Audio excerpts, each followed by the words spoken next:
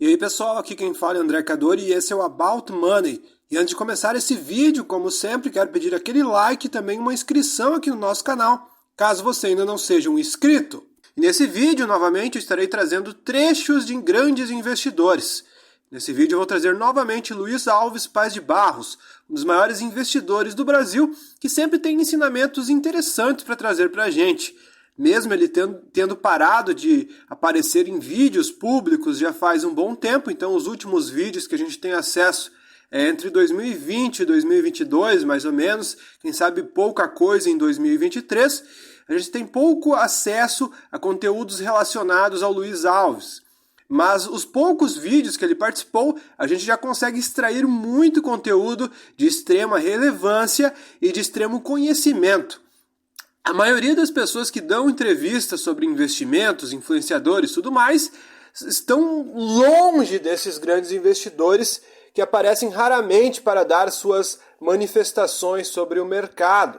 Então, quando a gente tem a oportunidade de escutá-los, eu acho algo importantíssimo, já que a maioria dos influenciadores que falam sobre finanças e investimentos muitas vezes nem sequer entendem direito ou estão muito atrás desses grandes investidores em termos de experiência e conhecimento.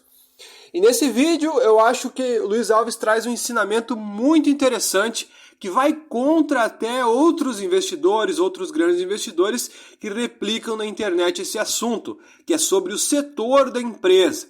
Então, existem vários investidores que simplesmente separam os seus investimentos não baseados em empresas, mas baseados em setores. Então, eles falam que o setor X é muito ruim, o setor Y é muito ruim e que não investem em determinados setores. Esse tipo de comentário faz com que muitos seguidores ou iniciantes do mercado acabam levando à risca esse ensinamento e acabam deixando de fato de investir nesses setores sem nenhum tipo de embasamento, conhecimento sobre as empresas que estão nesse setor, tratando todas as empresas daquele determinado setor como se todas fossem a mesma coisa.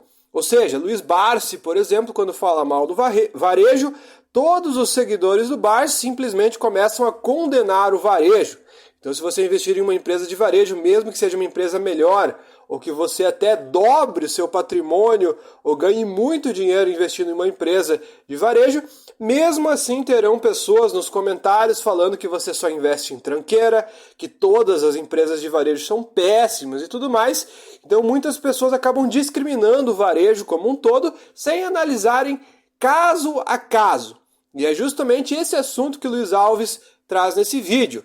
Ele fala sobre a importância de você analisar ativo a ativo, empresa a empresa e dane-se o setor, porque muitas vezes vão ter empresas excelentes dentro de excelentes setores. Vai aparecer empresas, grandes oportunidades em setores que são considerados ruins, da mesma forma que vai ter empresas péssimas em setores considerados bons. Então você tem que ter muito cuidado e ser um pouco mais criterioso, analisar as empresas a fundo, empresa a empresa, nome a nome. Essa estratégia, eu acho que de escolher só com base no setor faz com que você deixe na mesa excelentes oportunidades. Existem excelentes empresas do setor de varejo, tem muita empresa boa no setor de varejo, tem muita empresa boa em setores considerados ruins pela grande maioria. Tem excelentes empresas do setor de shoppings, enfim, tem diversas small caps que as pessoas falam que são muito arriscadas, mas que são excelentes empresas que dão resultados muito melhores que outras grandes empresas que todo mundo investe.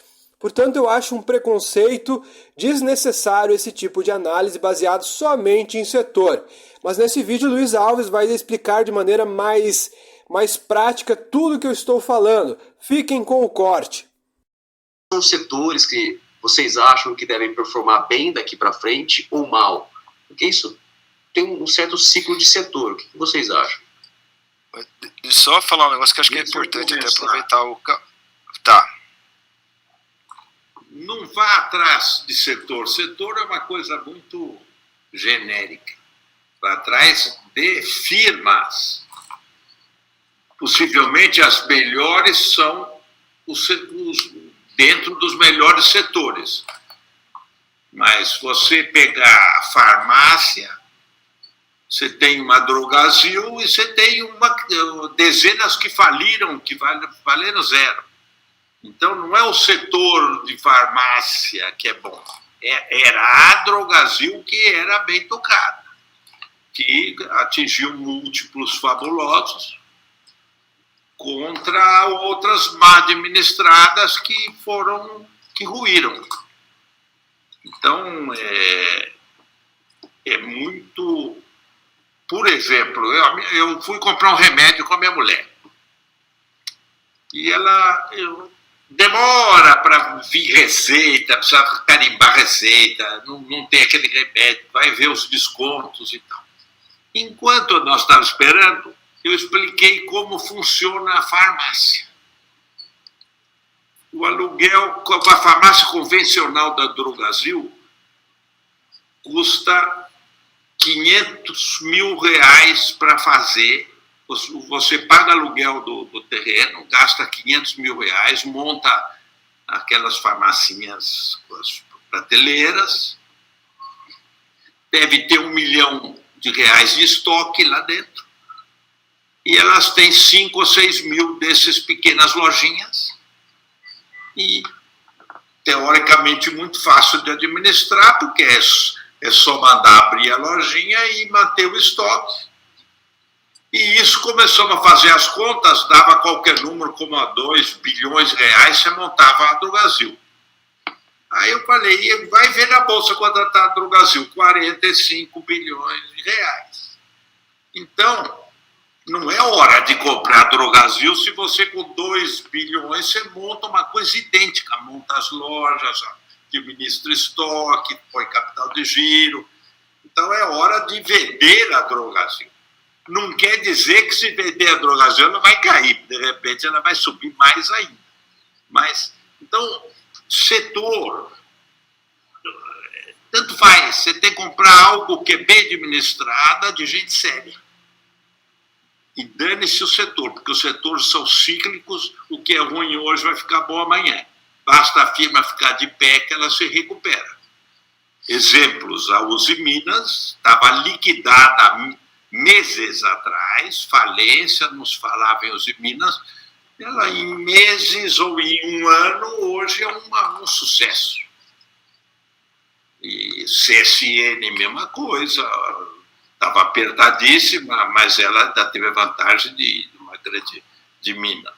A Belgo Mineira, nos anos 2000, teve que se liquidar de tudo, não tinha solução, multiplicou por 50 e tantas vezes em dólar. Até aquela época foi a maior alta da Bolsa, depois tiveram outras. Então, escolher companhias individuais, independentes do setor. Eu, principalmente, gosto muito de coisas simples que dê para analisar. Então, para mim, coisas de tecnologia eu não tenho hipótese de analisar. Então, esquece, eu nunca me meti. IPO, nunca me meti em nenhum. Porque o IPO presume que tudo vai andar muito bem daqui para frente. Eles fazem o cálculo do ideal quando vendem. Então, é melhor comprar coisa que ninguém quer, que está abandonada, largada, com alguma perspectiva de existência. Algumas não vão acontecer nada, mas basta uma ou duas numa carteira de 10 que você acerta qualquer outro erro das outras companhias. Uma coisa dessas que eu lembro que